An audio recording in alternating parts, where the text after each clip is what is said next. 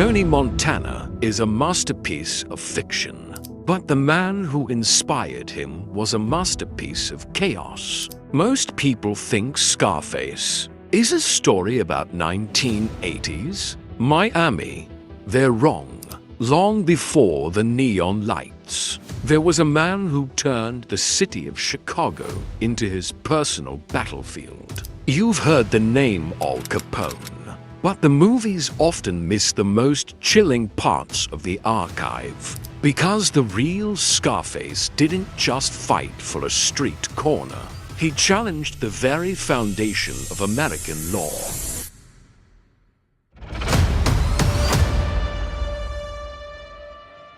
It all started with a split-second confrontation in a Brooklyn borough moment that didn't just leave him with a scar, but set a course for the most high-stakes criminal career in history. This wasn't a calculated move by a mastermind. It was a hot-headed mistake by a young enforcer who didn't yet know he would one day own a city. But what really happened that night? And how did a small-time kid from Brooklyn become the architect of modern organized crime?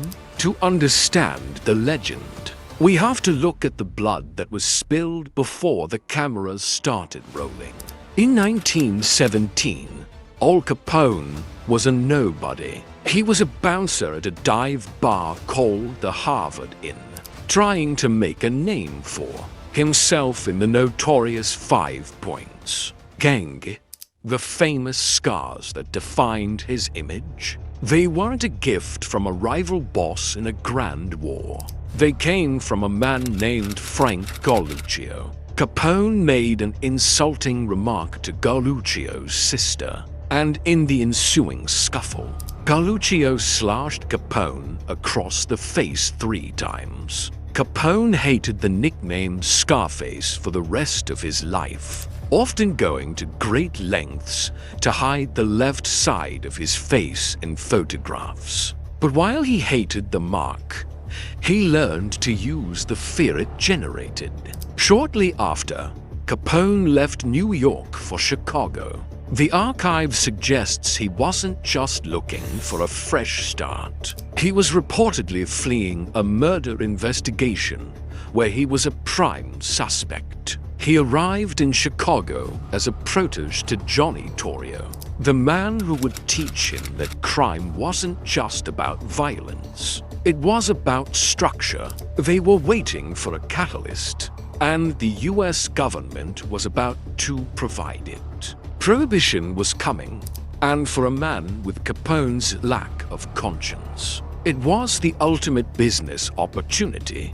In January 1920, the United States made a decision that would change the underworld forever. They made alcohol illegal. They thought they were cleaning up the country. Instead, they handed the keys to the kingdom to men like Al Capone. What cocaine was for Mario Tabrau and the Medellin cartel in the 80s. Beer and whiskey were for Capone in the 20s. But Capone didn't just sell bottles on street corners. He built a vertical distribution machine. He owned the breweries. He controlled the trucking fleets. And he owned the speakeasies where the product was sold. To keep this machine running, he had to build a shadow government. Estimates suggest his organization's revenue reached upwards of $60 to $100 million annually at its peak. In today's money, that is over $1 billion. He was a CEO in a silk suit, but his board meetings were settled with Thompson submachine guns. This was the birth of the modern outfit. But as the money grew, so did the target on his back. Rivalries in Chicago weren't just about territory. They were personal. And one group, led by a man named Bugs Moran, was about to find out exactly how far Capone would go to protect his monopoly. By 1929, Capone was tired of the friction. He wanted a total monopoly, and Bugs Moran was the last major obstacle. This led to the most infamous date in the history of organized crime. February 14th, the St. Valentine's Day Massacre wasn't just a hit. It was a psychological operation. 7 men associated with the Moran gang were lured to a garage, believing they were receiving a shipment of hijacked whiskey. Instead, they were met by men they thought were police officers. The victims, following the rules of a routine raid, lined up against the wall. That's when the officers pulled out Thompson submachine guns. Dozens of rounds were fired in a matter of seconds. It was an industrial-scale execution that left the city in shock. Capone was at his estate in Florida during the massacre, ensuring he had the perfect alibi. He was playing the role of the legitimate businessman while his soldiers turned a Chicago garage into a slaughterhouse. But this time, he had gone too far. The sheer brutality of the event forced the federal government's hand. He was no longer just a local nuisance. He was public enemy number 1. They realized they couldn't stop him with traditional police work. They had to get creative. Tony Montana's end was a cinematic explosion, a defiant stand against an army.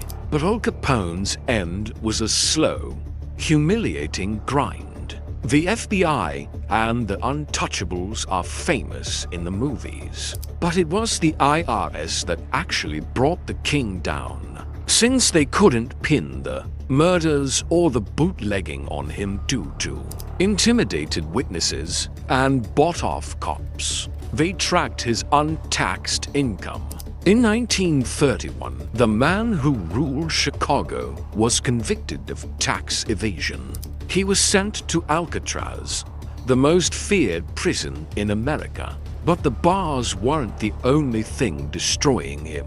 A silent enemy from his youth was finally catching up. Capone had contracted syphilis years earlier and never fully treated it. In the isolation of prison, the disease began to rot his nervous system. The man who once negotiated with mayors and controlled an army was now losing his grip on basic reality.